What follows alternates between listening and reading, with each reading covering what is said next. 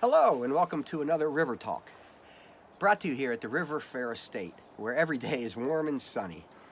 I wish that was true, and I was hoping by the time I recorded this that spring would be here in the air, but as you can see behind me, Old Man Winter has decided to stick around. Anyway, the River Fair Estate, if you haven't heard, it's where we live, and my wife and I formed it last summer as a way to share our journey together with love and happiness, and especially contentment with the simple things in life. And we like to share that with you. And please check out our website. Currently, we're growing some exotic vegetable plants and sharing some of our experiences. So Heather and I have been doing this for almost a year now. It started last summer. Um, anyway, I want to talk today about happiness. And the reason is, recently I heard somebody say, use the old cliche, I want to find happiness. And for the first, you've all heard this, and we've heard it through our whole lives, finding happiness. And for the first time, I stopped to think about it, and I realized how odd this sounds. When we use the term find or finding something, it means it's lost, or it's outside of us, it's external. And that's not what happiness is. And with all emotions, including happiness, if you go to try to find it outside of you in material goods or people or relationships, you're not going to find it because that's not where it exists. Happiness, like all your emotions, is inside of you. It's internal, not external. And you can choose to be happy anytime you want to. Same way you can choose to be sad or angry anytime you want to. It's a choice you make. And how many times have you heard people say things like, I'll be happy when this happens. I'll be happy when I win the lottery. I'll be happy if I get this job. I'll be happy if I get this. I'll be happy when this happens. And as long as you're saying that, you're missing the whole point. You're not going to be happy because nothing outside of you can do that for you. It's all choice you make. And when I talk about happiness, I want to share a story with you. One of the biggest influences of my life, and it happened back in 5th grade. Now in Palmerton, where I grew up, elementary school, kindergarten through 4th grade, everybody went to their own elementary school. We had 4 of them in Palmerton for a small town. But in 5th grade, they brought everybody together into the middle school, which was an old 4-story building, no elevators. It was all concrete steps between floors. And of course, just about every class you had was on a different floor. So this was in 5th grade, my first day of school, and I just left homeroom to go to my very first class in 5th grade. And so I walk out, and I get to the foot of the stairs, and ready to go up, and I noticed a group of my classmates were gathered together in and I look, and they're centered around this girl in a wheelchair. And I didn't know who she was at the time. And the first thing I noticed was that it was obvious that she had never walked a day in her life. Her legs were nothing more than sticks, and her arms weren't much better. It was obviously she was in a wheelchair since birth. But the thing that struck me the most, however, was her smile. Both Judy and everybody around her were laughing and smiling and joking, and on her face was the most sincere, honest, genuine smile I had ever seen, and I have ever seen since. And it just warms your heart.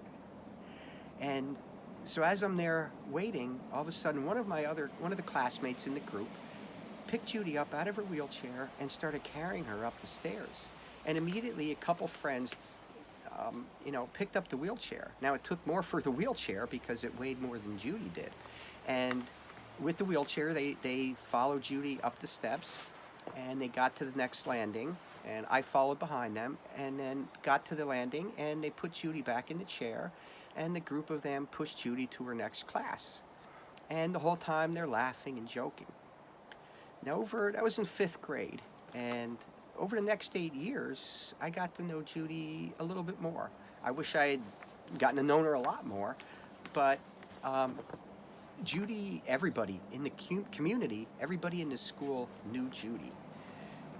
She was the most active person I have ever met. She was involved with the everything in the school and the community. She was on the debate team. She was in FBLA, student government, marching band, jazz band. She played the trumpet. Um, she was on our scholastic scrimmage team. She did chorus. She did art club, drama. She was an editor for the yearbook in the school newspaper. And these are just a few of the things that I remember. She was involved, again, in everything that I could think of, and in the community as well. But yet, when you know Judy, you realize she didn't do this because she was driven or being forced to or prove the point. She did it because she enjoyed it. She did it because it made her happy. And she did it because it made other people happy. Her involvement immediately brought smiles to the people around her, and she encouraged them. And she was just amazing, and one of the most amazing people I've ever met. Um, Judy eventually went on to receive a full academic scholarship to Bucknell University. Um, Unfortunately, freshman year, Judy passed away while at Bucknell from some complications. Um, but Judy was just, she lived in pain. She was always going to doctor's offices, hospitals, but yet you would have never known it because she always had that smile and she always made you feel good about yourself. Right? And this is what makes me think about happiness, how you can choose to be happy.